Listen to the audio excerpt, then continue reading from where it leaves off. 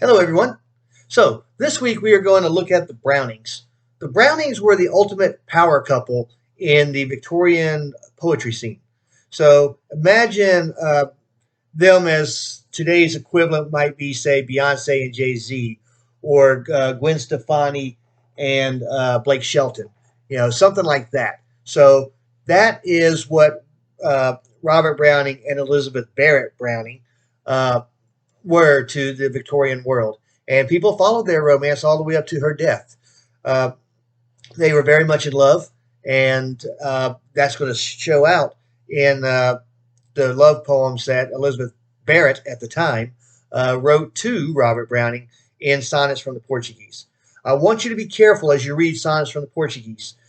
Only read the poems that you're required to read. There's 42 sonnets, but or 43 depending on your publication.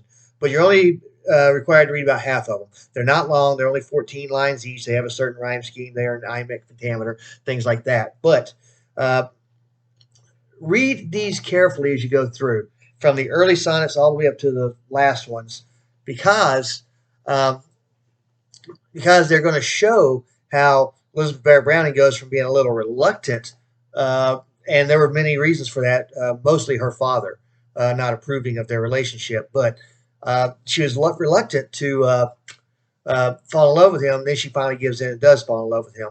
And of course, I also want you to only read the poems that are in our class page. If you go on the internet looking for them, depending on the source, the poem, I think it's the 42nd sonnet, that I asked you for the opening line of, may not be the same opening line because some websites switch the sonnets around in order. So make sure that you read the sonnets that are in our class, so that way you understand the iconic line from that poem. If you ever watched Bugs Bunny as a kid, you probably will recognize that line once you read it.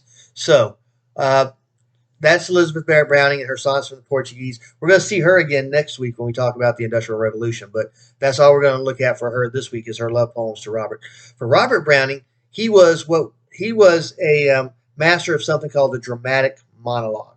What the dramatic monologue is you hear one side of the conversation, you don't hear what the other person is talking about. So for this week's project, I've got a fun little project because one of the dramatic monologues you're going to read is My Last Duchess, which is takes place in the art gallery of a duke who is a widower. And a little backstory on that, and I include that backstory in this week's reading. A little backstory on that is that she, his first wife died under some very suspicious circumstances, and there are people back then and even to this day who believe that he contracted out to have her murdered because of jealousy. So think about that as you read this poem. It takes place in the Duke's art gallery as he's trying to deal with something called a marriage broker. A marriage broker would be like a real estate broker today. Marriage brokers put together, men that want to marry and women that their fathers are looking to marry off and for a dowry or give a dowry to take the wife. And so back then, marriages were not always for love. In fact, more often than not, in the upper classes and in the aristocracy, marriages were more often than not for financial gain. And so that's what this Duke is looking to get by this new wife. But there are questions about his innocence in the death of his first one. So think about that as you read it. So your project's going to be to fill in the lines from the marriage broker. And I've given you a little bit of an example of how to start it off, and then you can go from there and read the rubric carefully. So again, read Elizabeth Barrett Browning's Sonnets in Portuguese, only the ones that are in our class page. Don't go on the internet looking for all of them unless you're curious about what the others say.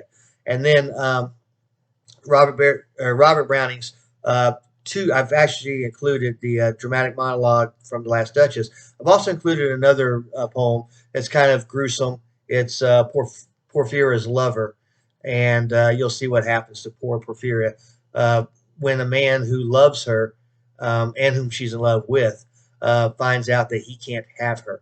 What drastic action does he take? So that's the Brownings. That's this week's readings, and I hope you enjoy them.